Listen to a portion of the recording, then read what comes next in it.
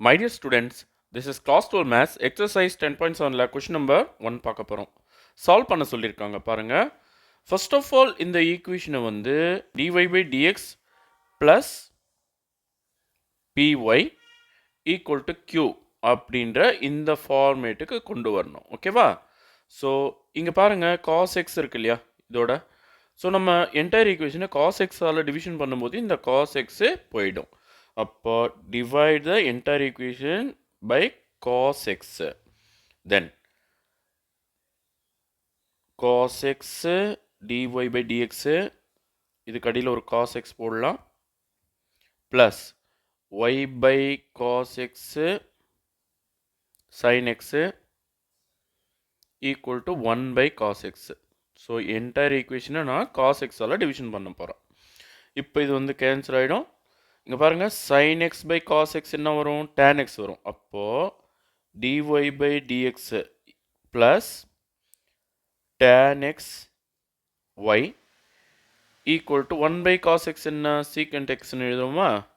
So இப்போது இந்த ஃபார்மேட்டுக்கு நம்ம எடுத்துகிட்டு வந்துட்டோம். dy by dx plus py equal to q. இப்போ நம்மளோட p யார் பாருங்கள், tan x தான் p.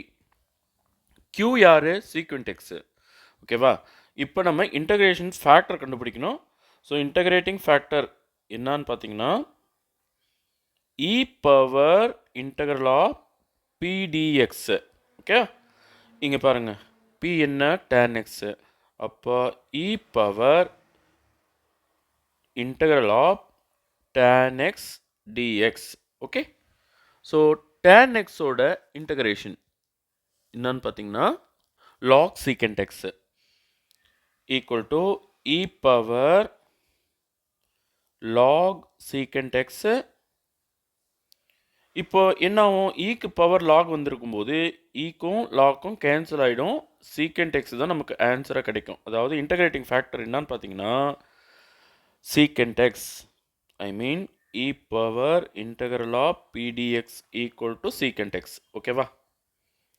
சரி, இப்போ ரிக்வயர்ட் சொல்யூஷன் இதை எப்படி நம்ம சால்வ் பண்ண போகிறோம் இந்த ஈக்குவேஷன் பார்த்தீங்கன்னா y e power integral of pdx equal to integral of q into e power integral of pdx dx plus c.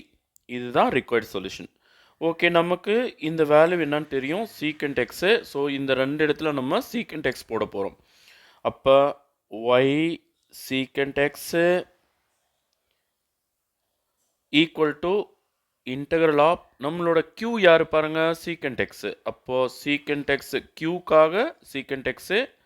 இப்போ இ பவர் இன்டகரல் ஆஃப் பிடிஎக்ஸுக்கு பதிலாக இன்னொரு சீக்கண்ட் எக்ஸு, இதுக்கு பதிலாக இன்னொரு secant x dx plus c. Okay, now y secant x equal to integral of secant x into secant x secant square x dx plus c. இப்போ secant square x நுடைய integration என்னன்னு பார்த்தீங்கன்னா tan x. அப்போ y secant x equal to